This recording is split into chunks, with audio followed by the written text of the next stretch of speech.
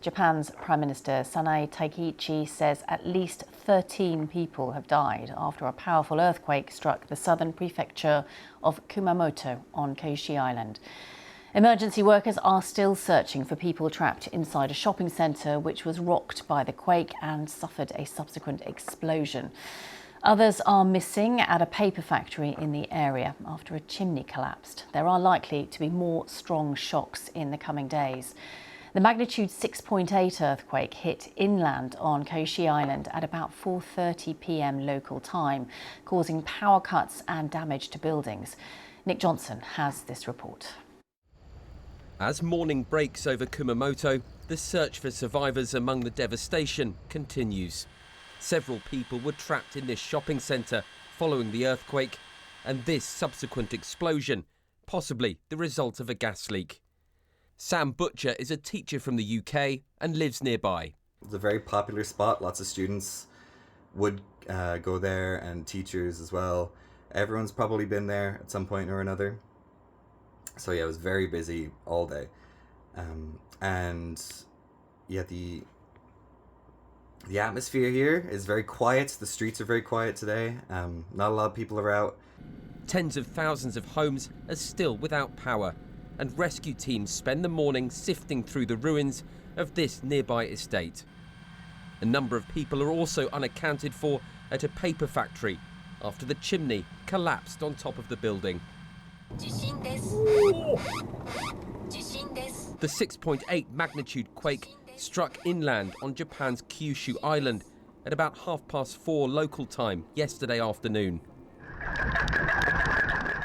Japan is no stranger to earthquakes. Many of its buildings are designed to withstand tremors.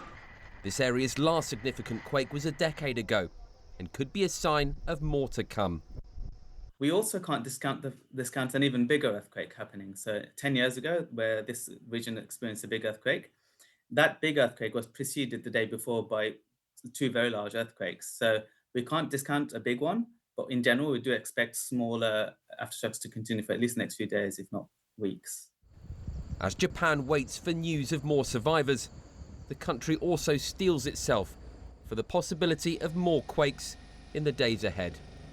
Nick Johnson, BBC News. And Jake Kwon gave me the latest from neighbouring South Korea, where he's been monitoring developments for us. Now we're getting some reports of those who are missing and who may be dead. What we are hearing from the NHK, the public broadcaster in Japan, is that now they have confirmed 5 deaths from the town of Yasushiro. This is south of the Kumamoto city, where a paper factory's chimney had collapsed, trapping the workers underneath, and the rescue workers have recovered 5 dead bodies, but they're still looking for 4 missing workers there. And as to the shopping center in Kashima town, where the 2nd floor had collapsed after an explosion, the operator of the mall, Aeon Company, they have released a statement saying that they're still trying to look for 3 of their staff members that they cannot account for. Now, what we're seeing from this shopping center is that it appears that it wasn't the initial tremor that had collapsed part of the building, but it was actually the explosion that happened later. So luckily, that gave some time for the operators to evacuate many of the shoppers, and it was in fact a lot of the staff members who ended up being trapped inside. And we're also talking about a country that is one of the best prepared when it comes to earthquake. I mean, Japan experiences earthquake with quite a bit of regularity. So, you know, a lot of these workers and people have been really growing up, being drilled about what exactly to do in the time of earthquake.